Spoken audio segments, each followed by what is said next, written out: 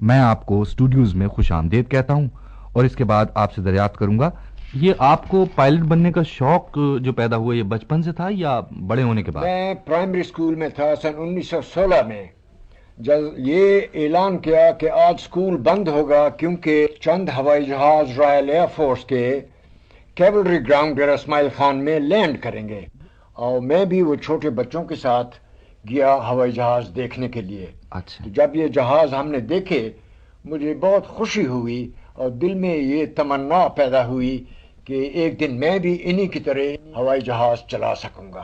میں نے میٹریکولیشن پاس کی government high school Dera Ismail Khan سن 1926 میں اور فرسٹ ڈویژن حاصل کی۔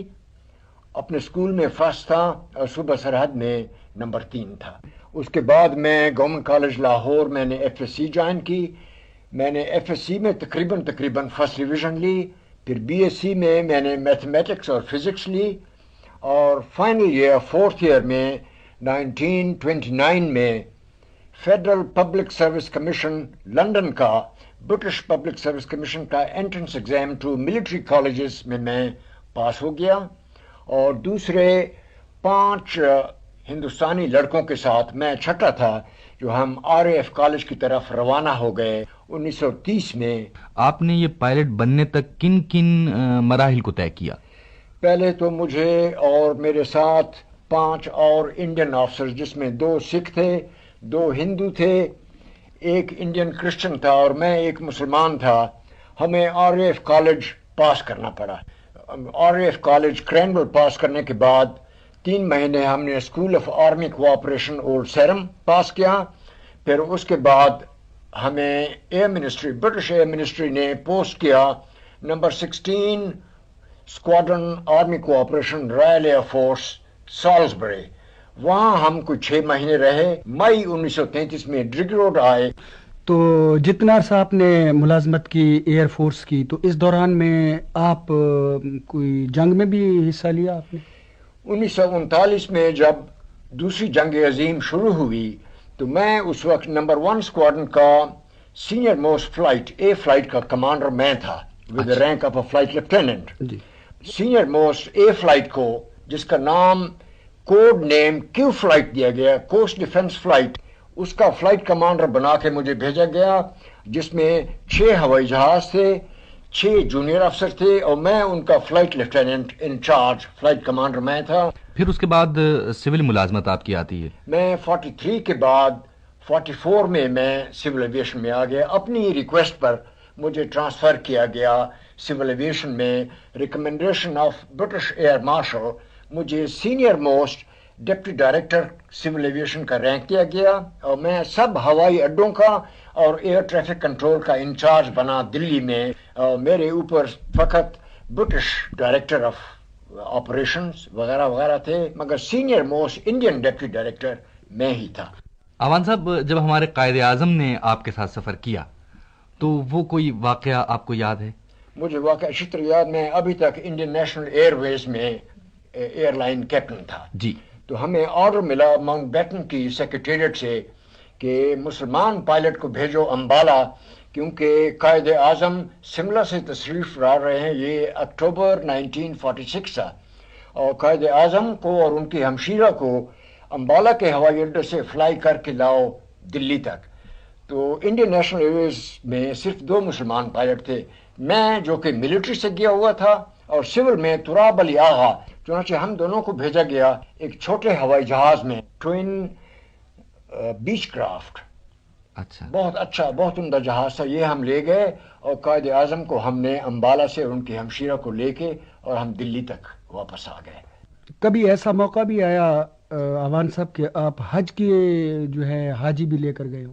سول ایویشن میں پہلی دفعہ جو حاجی گئے ہندوستان سے مکہ معظمہ، وہ 1946 میں تھا۔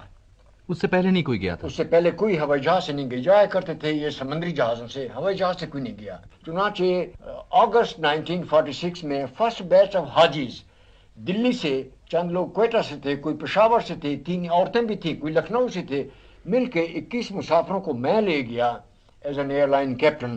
مگر کمپنی نے ایک احتیاط کی، چونکہ یہ پہلی انٹرنیشنل فلائٹ تھی تو وہ کوئی नुकसान या तकलीफ बर्दाश्त करने के लिए तैयार नहीं थे, क्योंकि मैं मिलिट्री पायलट था, सिविल में मेरा काम, और ये पहली इंटरनेशनल फ्लाइट थी। चुनाचे उन्होंने मेरे साथ एक बहुत सीनियर पारसी कैप्टन तैमूर दस्तूर मेरे साथ को पायलट करके दिया था। तो को पायलट, मगर वो मुझसे बहुत सीनियर था और मैं उसकी बहुत इज्जत करता था। और हम गए दिल्ली से, हम ये 21 हाजियों को लेके गए, पहले अदन पहुंचे, फिर अदन से हम जद्दा पहुंचे और उनको उतारा। अच्छा, ये बताइए कि ये किताब जो है, ये आपने ये किस चीज़ से मुतासिर होकर लिखी थी? ये किताब मैंने इस बात से लिखी है, रिंग वैगन, कि आम तौर पर हिंदुस्तान में जितने भी अफसर रहे हैं आर्मी के, और डेर इस्माइल खान में लेफ्टिनेंट एडवर्ड्स थे, जॉन निकलसन थे, जनरल कोटलैंड थे जो कि यहाँ डेर इस्माइल खान में रह चुके हैं, हर एक ने अपनी अपनी किताबें लिखी हैं जो कि एक तवारीखी तौर पर यादाश्त बन जाती हैं। तो मुझे भी शौक़ हुआ, तो तब ये किताब मैंने ख़त्म की अपनी। अवान साहब, पाकिस्तान बनने के कितने अरसे बाद तक जो है वो आप सिविल मुलाजमत में रहे? मैंने सिविल एविएशन में मैं 14 साल रहा, जिसमें 2 साल मैं एयरलाइन कैप्टन रहा इंटरनेशनल एयरवेज में, और 12 साल मैं deputy director of aerodromes and air traffic control, जिसमें 3 साल मैं डायरेक्टर भी रह चुका।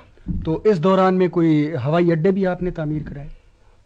जब हम दिल्ली से आए तो मुझसे कहा गया कि भाई लिंक करो। चुनाचे मैं पहला ओरिएंट का जहाज लेके ढाका पहुंचा। ढाका के बाद मैंने चिटगांग का हवाई अड्डा बनाया, उसमें रनवे लगाई GEC की, जो लंदन एयरपोर्ट पर लगे हुए थे।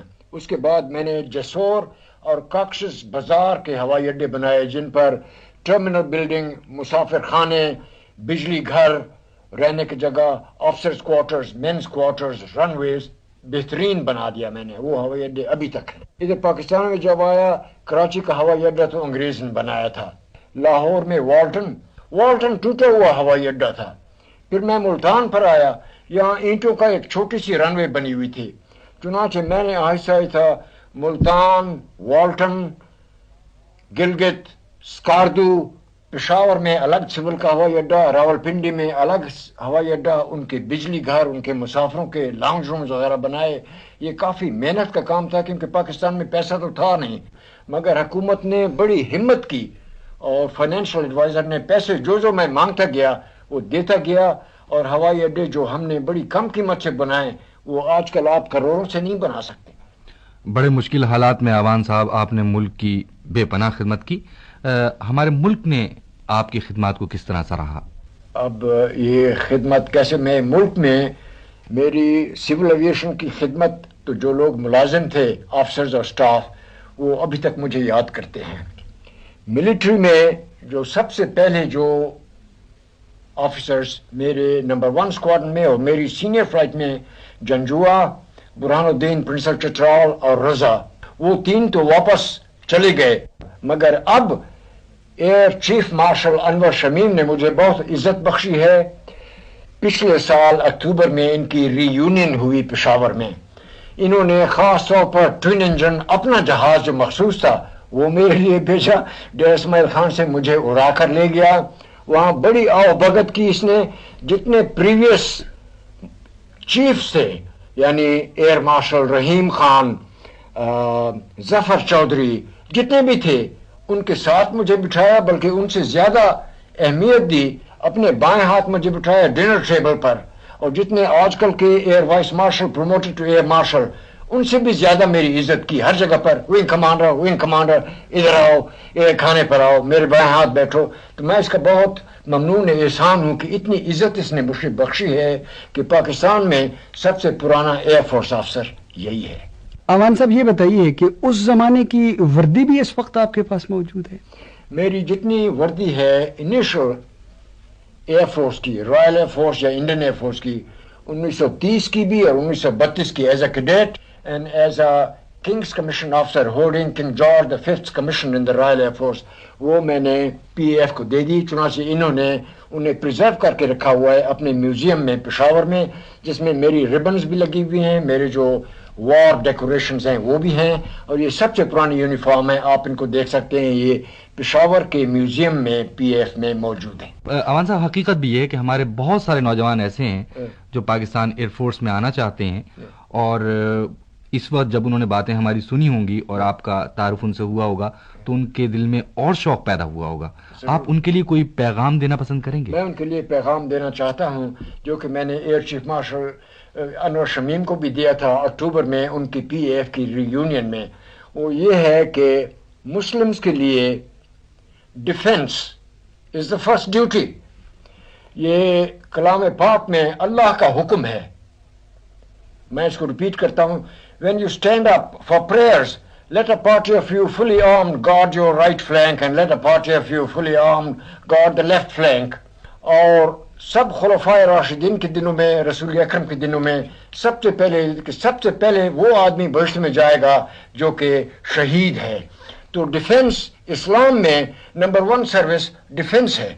मैं अपना पैगाम air chief marshal Anwar Shamim को देगा जवानों और लड़कों के लिए कि तुम अगर खिदमत करना चाहते हो अपने वतन की, इस सरजमीन की, तो तुम उसके F-16 हवाई जहाज उड़ाओ, उनके बॉम्बर जहाज उड़ाओ।